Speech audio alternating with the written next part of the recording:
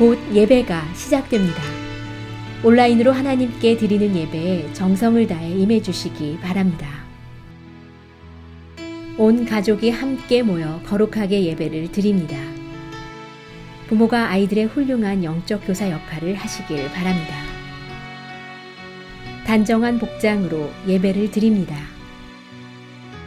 성경책을 지참합니다. 예배 10분 전부터 예배 준비를 완료하고 기도합니다. 올바른 자세로 모든 순서에 정성을 다해 참여합니다. 핸드폰보다는 TV나 컴퓨터 모니터로 예배를 드립니다. 예배에 집중하여 하나님의 은혜를 기대합니다.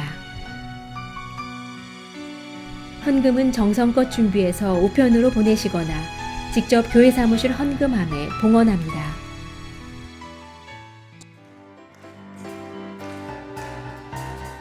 주의 친절한 발에 안기세 우리 마음이 평안하리니 항상 기쁘고 복이 되겠네 영원하신 발에 안기세 주의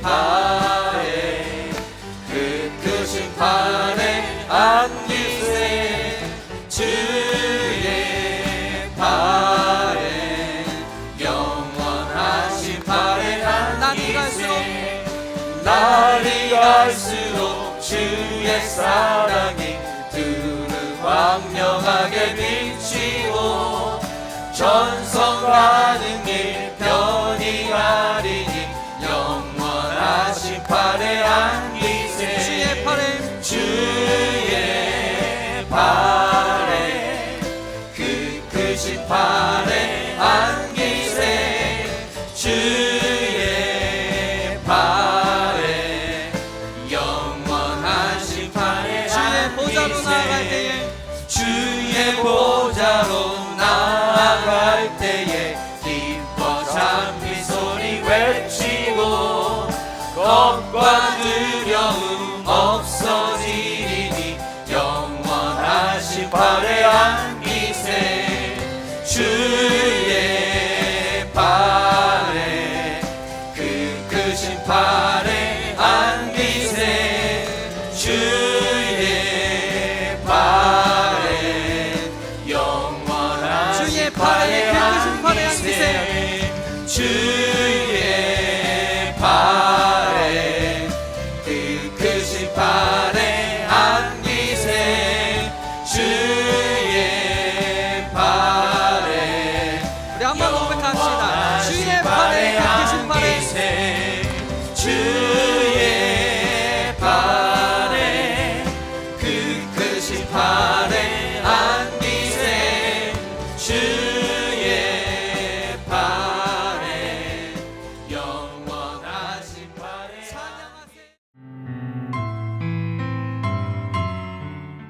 참 좋으신 하나님 아버지, 이 새벽 첫 시간 주님 전에 나와 예배하며 기도로 시작할 수 있도록 은혜 베풀어 주심에 감사합니다.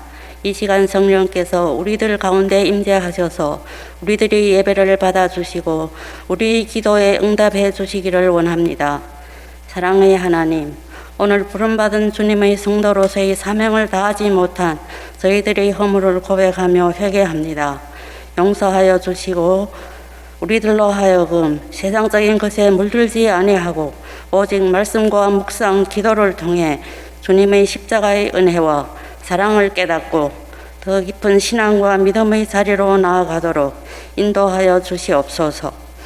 오늘도 우리들은 세상적인 근심과 염려로 공고한 가운데 주님 앞에 나왔습니다.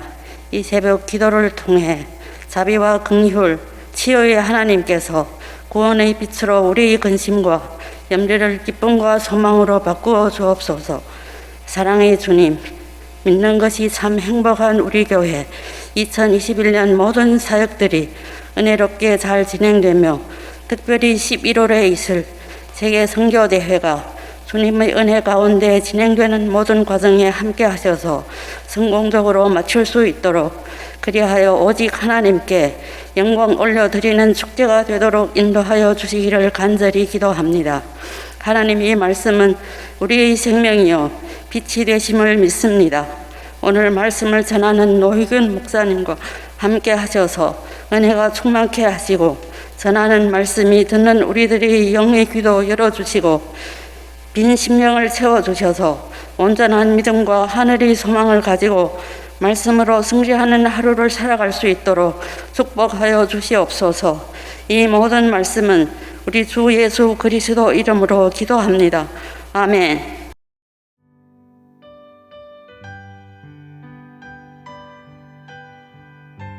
오늘 우리에게 주시는 하나님의 말씀은 출애굽기 19장 16절부터 25절입니다. 함께 봉독하시겠습니다.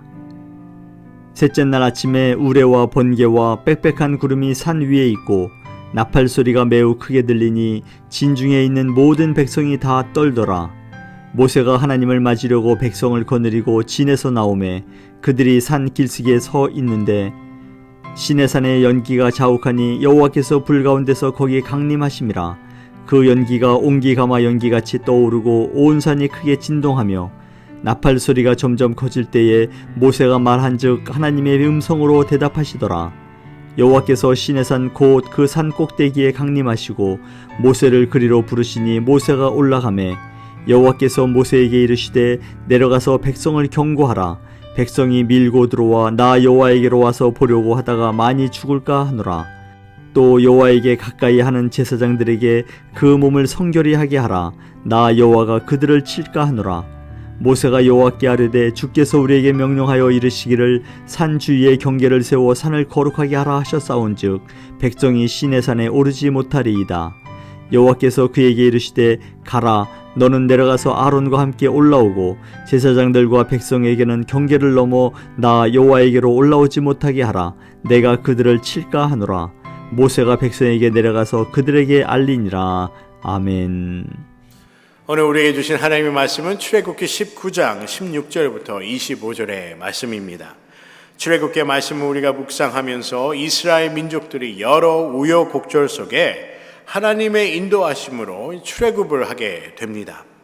이 출애굽을 함으로써 그들이 배운 것은 어떻게 하나님을 신뢰하여야 하는가, 그리고 어떻게 하나님을 따라야 하는가에 대해서 그들이 배우게 됩니다. 또한 그들이 하나님의 역사하심을 통해서 이스라엘 백성들은 자신들이 누구인지에 대해서 다시금 성찰하는 그러한 시간을 갖게 됩니다. 사랑하는 성도 여러분, 이처럼 광야는 그저 척박한 곳이 아니라 이 광야라는 곳은 하나님을 찾고 하나님을 만나고 그리고 하나님에 대해서 알아가는 그러한 시간이라 믿습니다. 이스라엘 백성들이 3개월의 시간을 이제 행진을 하게 되지요. 애굽에서 나와 홍해를 건너 이제 3개월 후쯤에 이렇게 신광야에 도착을 하게 됩니다. 성경에 많은 사람들이요, 우리가 구약을 보게 되면 많은 이들이 이 광야에서 하나님을 만나는, 하나님을 찾는 그러한 경험을 한 것을 우리가 성경 말씀을 통해 볼 수가 있을 것입니다. 그 대표적인 인물이 바로 엘리야 선지자가 아닌가라고 생각이 들어요. 여러분도 아시는 것처럼 엘리야 선지자는 바알과 그리고 아세라 그 예언자들과 대결을 가진 그러한 선지자지요. 그래서 하나님의 살아계심을 증거한 그러한 인물입니다. 또한 이 엘리야 선지자는요, 이 바알 예언자와 이 아세라 예언자를 죽이게 합니다. 이 얘기를 들은 북이스라엘의 아합의 아내지요, 그 왕비였던 이세벨이 이 소식을 듣고 엘리야 선지자를 죽이고자 하였습니다. 그래서 엘리야 선지자는 그 두려움으로 인해서 이 광야로 도망을 갑니다. 엘리야 선지자가 도망을 한 곳이 바로 이 광야라는 곳이죠. 아무도 없는 곳, 아무도 찾지 못하는 곳입니다. 이런 와중에요, 엘리야 선지자는 혼자가 아니었습니다. 로뎀나무 안에서 소망이 없음을 한탄한 이 엘리야 선지자에게 하나님께서 천사를 보내어 엘리야 선지자에게 숯에 구운 떡과 그리고 물을 전달을 합니다. 그러면서 엘리야 선지자를 위로하시지요. 여러분, 광야는 어떠한 곳일까요? 우리가 엘리야 선지자의 그 모습을 보면서 이 광야라는 것은 하나님을 만나는 장소이다라는 것을 다시 한번 우리가 생각하게 됩니다. 이 광야는 하나님을 만나고 하나님의 음성을 듣는, 말씀을 듣는 그 장소라고 볼 수 있습니다. 우리가 상식적으로 본다면 광야에는 아무것도 없는 곳입니다. 척박하고 먹을 물도 없고 먹을 음식도 없는 곳이 바로 이 광야라는 곳이죠. 그런데 이런 광야에 하나님이 함께 하셨습니다. 여러분, 광야는 이처럼 하나님을 다시 만나고 하나님의 위로를 경험하며 하나님께 힘을 얻는 그러한 장소라고 볼 수가 있을 것입니다. 이스라엘 민족을 40년 동안 광야에서 그들을 인도하신 그 하나님의 목적은 바로 하나님을 만나게 하고 하나님을 알게 하여서 그들이 축복의 삶, 하나님이 원하시는 축복의 삶으로 인도하고자 하는 그러한 하나님의 계획이 있었다고 믿습니다. 여러분, 어떻게 보면 우리의 삶은 광야에 있지 않겠습니까? 불확실한 미래가 바로 어떻게 보면 우리가 광야에 있음을 말씀하고 있습니다. 하지만 그 불확실한 그 미래가 있는, 미래가 두려운 그런 광야에 있지만 그 광야에서 하나님이 함께 하시면 그곳은 광야가 아니라 하나님께서 축복한 그 시간과 그리고 장소인 줄 믿습니다. 하나님이 함께 하기 때문에 광야는 두려움의 장소가 아니라, 고난의 장소가 아니라 우리에게 새로운 하나님의 길을 볼 수 있는 새로운 시간과 길이라는 것입니다. 이스라엘 40년 광야에 그들만 혼자 있었던 것이 아니라 하나님께서 그들과 함께 하셨음을 성경은 말씀하고 있습니다. 시내산에서 하나님께서 이스라엘 백성들에게 언약을 주시고 그들의 하나님이 되실 것임을 말씀하시지요. 오늘 본문의 말씀에 보면 시내산에서 3일째 되던 날에 아침에 우레와 번개와 뻑뻑한 빽빽한 구름이 산 위에 있었고 나팔 소리가 크게 들렸다고 성경은 말씀하고 있습니다.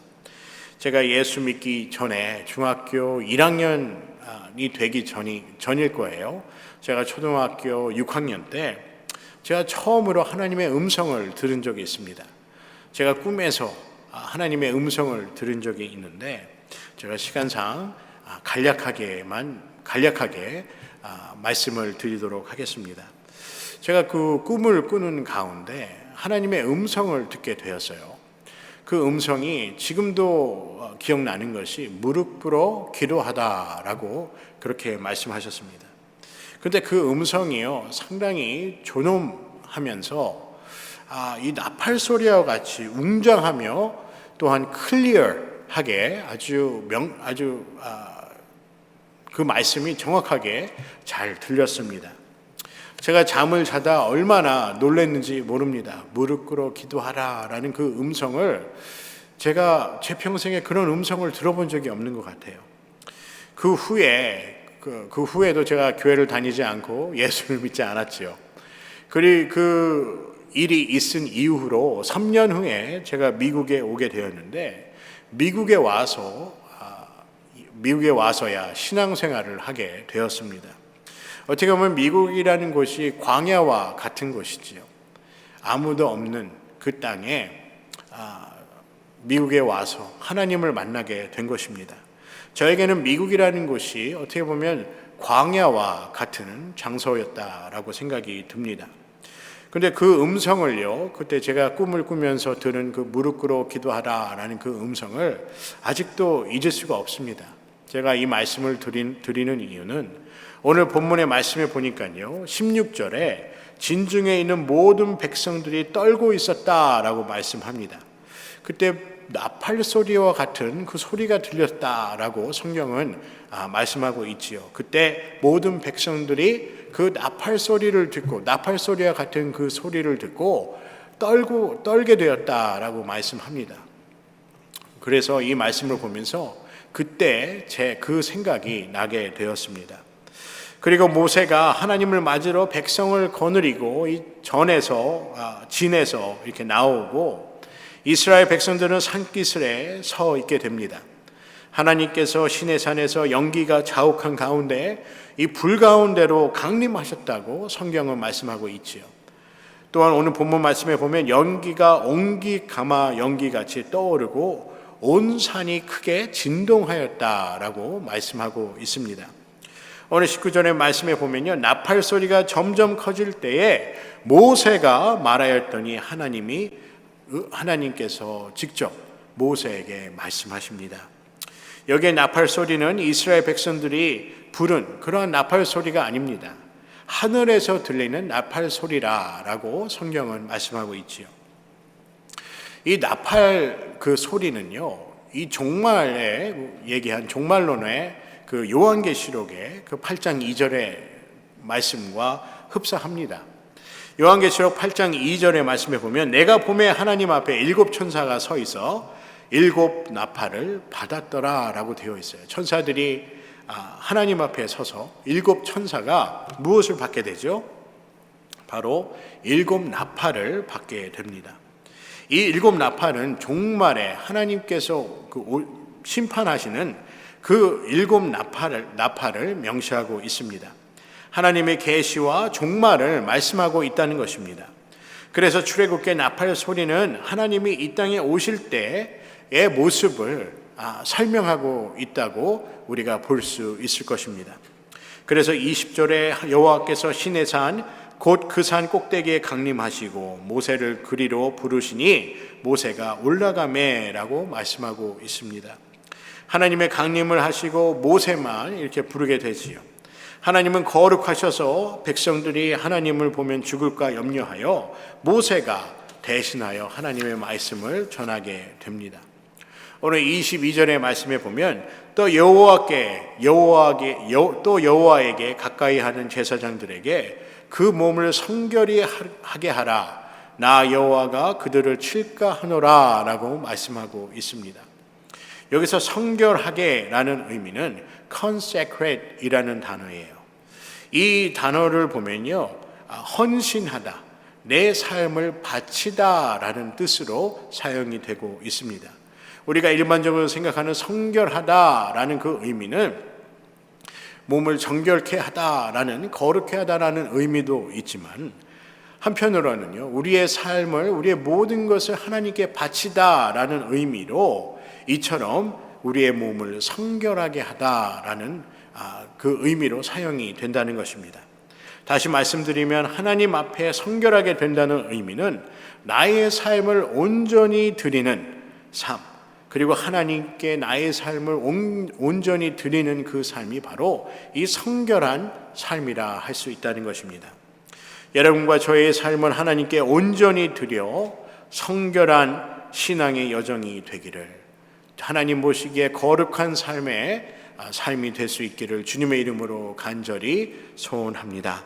여러분, 오늘 본문의 23절과 24절의 말씀에 보면 하나님께서 모세와 아론 외에 그 누구도 하나님에게 하나님께서 임재하신 그 시내산의 꼭대기에 다가오지 말라고 말씀합니다. 24절의 말씀에 보면 여호와께서 그에게 이르시되 가라, 너는 내려가서 아론과 함께 올라오고 제사장들과 백성에게는 경계를 넘어 나 여호와께로 올라오지 못하게 하라. 내가 그들을 칠까 하노라 라고 말씀합니다. 처음에 모세가 하나님을 대면하고 하나님께서 아론과 함께 올라오라고 말씀하신다는 것이죠. 여러분, 하나님은 우리가 근접할 수 없는 하나님으로 오늘 본문의 내용에 말씀하고 있습니다. 그런데 신약의 내용과는 우리가 상반된 내용이 아닌가 생각이 됩니다. 신약의 마태복음의 말씀과는 조금 대조되는 말씀이라고도 볼 수가 있을 것입니다. 우리가 마태복음 11장 8절의 말씀에 보면요, 뭐라고 말씀하시지요? 수고하고 무거운 짐진 자들아 다 내게로 오라, 내가 너희를 쉬게 하리라 라고 말씀합니다. 예수 그리스도께서는, 하나님의 아들인 예수 그리스도께서는 오늘 구약의 말씀처럼 하나님께 가까이 오지 말고 오직 모세와 아론만 가까이 오라고 말씀하시지요. 이스라엘 백성들은 가까이 올 수 없다고 말씀하십니다. 하지만 신약의 마태복음 11장 8절에 보면 수고하고 무거운 짐진 자들아 다 내게로 오라고 말씀하셨다는 것입니다. 구약의 하나님과 신약의 하나님이 다를까요? 신약에서 모든 사람들이 하나님께 올 수 있다고 말씀하셨는데 구약에서는 모든 사람이 하나님께 올 수 없음을 말씀하고 있습니다. 우리가 이 성경 말씀을 어떻게 이해하면 될까요? 여러분, 하나님은 그리고 예수님은 사랑이라 하여서 하나님은 우리가 항상 죄를 지어도 용서해 주시는 좋으신 하나님이라고 생각하는 그러한 경우가 많습니다. 맞지요? 하나님은 좋으신 하나님입니다. 신약에서 말씀하신 것처럼 모든 수고하고 무거운 짐진 자들이 하나님께 나와 하나님께 쉼을 얻을 수 있는, 예수 그리스도께 나와 쉼을 얻을 수 있는 모든 사람이 올 수 있는, 만날 수 있는 분이 바로 예수님이십니다. 예수님은 좋으신 그런 하나님이시라는 것입니다. 그런데 다른 한편으로는요, 오늘 구약의 말씀에 보면서 다른 한편으로는 하나님은 질서의 하나님과 심판의 하나님이심도 우리는 잊어서는 안 된다는 것입니다.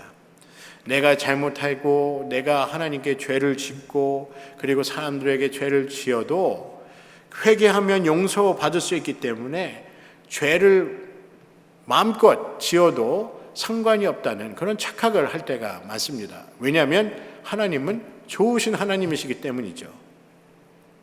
이것이 하나님의 사랑이라고 착각을 한다는 것입니다.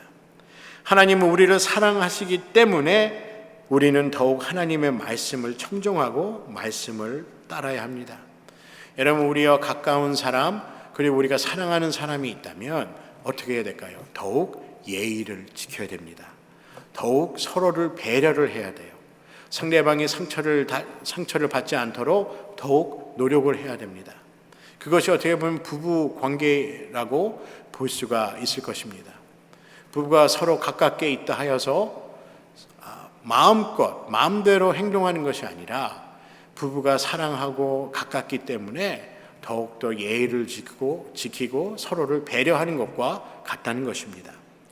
하나님께서 우리를 사랑하시기 때문에 우리가 마음껏 행동하는 것이 아니라 하나님을 사랑하기 때문에 우리가 더욱더 하나님의 말씀을 청종하여야 한다는 것이죠.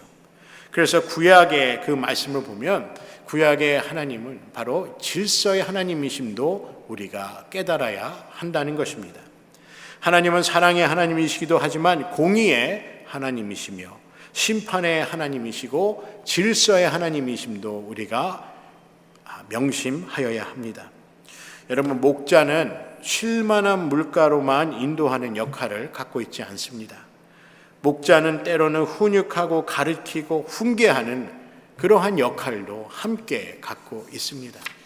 여러분, 우리가 잘 아는 잠언의 말씀을 우리가 들어보면요, 아들아, 하나님의 말씀을 청종하라.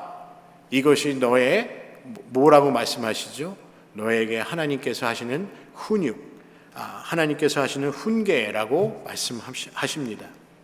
인간이 하나님의 신성을 우리의 마음대로, 우리가 하나님을 마음대로 해석할 때 인간은 타락하게 된다는 것입니다. 여러분, 가장 좋은 예가 바로 선악과를 먹은 아담과 하와의 예가 아닌가 생각이 듭니다. 하나님의 질서가 있는 그 에덴 동산에서 선악과를 아담과 하와가 왜 먹어서 하나님의 그 질서를 무너뜨렸을까요? 이 사단의 거짓말 때문에 혹은 사단의 유혹 때문에 선악과를 먹었다고 볼 수 있습니다. 하지만 조금 더 엄밀하게 말한다면 아담과 하와가 하나님을 전적으로 신뢰하지 못한 그 불신 때문에 이러한 죄를 짓게 되었습니다. 아담과 하와는요, 사과가 아니죠. 선악과를 먹게 되면 나의 계획대로 모든 것이 될 줄 믿었습니다. 하나님의 계획이 나의 계획과 뜻보다 더 큼을 아담과 하와는 신뢰하지 못한 것입니다. 그래서 그들이 선악과를 먹게 되면 하나님과 같이 되어질 수 있고 지혜롭게 될 수 있다고 그들은 믿었지만은 정반대의 결과를 얻게 되었습니다. 그래서 우리가 선하신 하나님의 뜻과 하나님의 계획을 바라봐야 되는 이유가 바로 여기에 있습니다. 하나님은 우리의 생각과 우리의 계획보다 더 크신 완벽하고 온전한 계획을 우리들을 위해 갖고 계신다는 것입니다. 하나님의 계획이 가장 좋음을 우리 인간들은 부인하고 우리 자신의 계획이 더 좋다고 하나님의 계획과 그리고 하나님의 뜻을 믿지 못하고 인간의 좋은 대로 행함이 바로 인간이 타락하게 된 이유라는 것입니다. 요 근래에 신문을 보았더니 여러분도 잘 아는 회사지요. 이 컴퓨터에는 이 윈도우 프로그램이 없는 그런 컴퓨터는 찾아보기가 힘듭니다. 이 윈도우 프로그램을 만든 이 마이크로소프트의 이 빌 게이츠 회장이 그 아내와 이혼을 하려고 변호사들을 선임하였다는 그런 뉴스를 제가 접하게 되었습니다. 이 빌 게이츠 부부가 이러한 그 파운데이션을 이렇게 세우지 않았습니까? 그래서 빌 멜리나 게이츠 파운데이션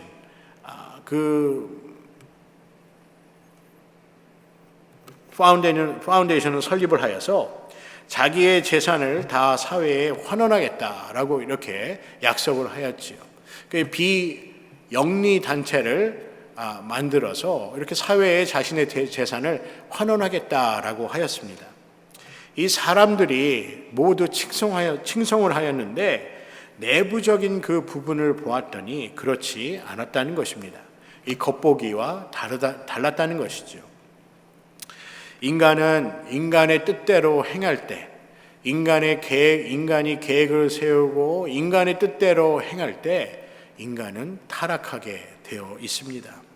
이러한 사실은 요 근래에 우리가 뉴스를 통해 접하는 그러한 내용이 아니라 창세 때부터 있었던 바로 인간의 모습이라는 것입니다. 여러분, 오늘 말씀의 결론입니다. 하나님께서 이스라엘 백성들을 산 아래서 기다리게 하시며 그들이 하나님은 거룩함으로 그들 또한 거룩한 백성으로 살아가기를 원하는 것이, 성결한 삶을 살아가기를 원한 것이 바로 하나님의 뜻이라는 것입니다. 여러분, 레위기 11장에 44절부터 45절의 말씀을 읽어보면요, 나는 여호와 너희의 하나님이라. 내가 거룩하니 너희도 몸을 구별하여 거룩하게 하고 땅에 기는 길 짐승으로 말미암아 스스로 더럽히지 말라. 나는 너희의 하나님이 되려고 너희를 애굽 땅에서 인도하여 낸 여호와라. 내가 거룩하니 너희도 거룩할지어다 라고 말씀하고 있습니다. 이 레위기 11장에는요, 하나님께서 먹어도 되는 음식과 먹어서는 안 되는 그 짐승들을 구별하여 하나님께서 이스라엘 백성들에게 말씀하신 내용입니다. 하나님은요, 우리가 레위기 11장의 말씀에 보면 아무 짐승이나 막 먹어도 된다고 말씀하시지 않았습니다. 우리의 뜻대로 행하는 삶이 축복의 삶이 아니라는 것을 하나님은 레위기 11장을 통해서 말씀하고 있습니다. 어떤 삶이 성결한 삶일까요? 하나님께서 인도하시고 그 인도하심에 순종하고 청종하여 하나님을 따르는 삶이 바로 성결한 삶, 그리고 축복된 삶이라는 것입니다. 우리의 뜻대로 행하는 삶이 축복의 삶이 아니라 하나님의 계획하심을 신뢰하며 하나님의 인도하심 가운데 살 때 우리는 참된 축복의 삶을 살아가고 있습니다. 그런데 참 안타까운 것은 이 사실을 모르는 사람들이 많다는 것입니다. 그래서 우리가 선교하고 전도하는 것입니다. 하나님의 계획을 항상 신뢰하고 하나님의 뜻이 나의 계획보다 더 크신 그 뜻을 갖고 계심을 사람들이 알지 못함이 참으로 가슴 아프다는 것이죠. 사랑하는 성도 여러분, 언제 우리가 안전한 삶을 살아갈까요? 언제 우리가 평안한 삶을 살아갈 수 있습니까? 하나님의 뜻과 하나님의 계획을 신뢰하며 하나님의 인도하심에 순종하며 우리가 따라갈 때 그 삶에 하나님께서 주시는 참 기쁨과 은혜가 충만한 그러한 축복의 삶을 살아가는 줄 믿습니다. 하나님을 믿고 신뢰하며 순종하며 말씀을 지키는 귀한 신앙의 여정이 되시기를 주님의 이름으로 간절히 소원합니다.